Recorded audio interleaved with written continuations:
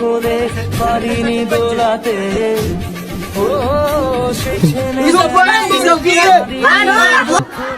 আপনারা যদি আমার এমপি নির্বাচনে পাশ করান তাহলে আইনি করে যা ছোট ছোট ঝামেলা আছে আমি সব সমাধান করে দিবাম।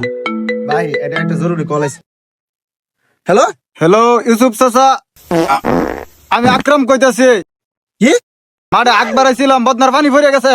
তুই একবার কাছে তোর পানি ভরে গেছে, আমি কি করতাম? তাইলে আপনি বদনাত করে পানি লই আইন। তোর পানি লইয়াম মানে তুই কি তোর ফুটকি তোর সার ভাই তোমার? পানি নিয়ে আইতে না কইলা? আমি শুনছি তুমি না বলে এমপি নির্বাচনে খারাইছ। হ্যাঁ আমি এমপি কারইছি। এত কাহিনী করো না যে আমার বংশে 300 ফুট আছে। আমার বংশ আমার কথাই উড়ে আর বসে।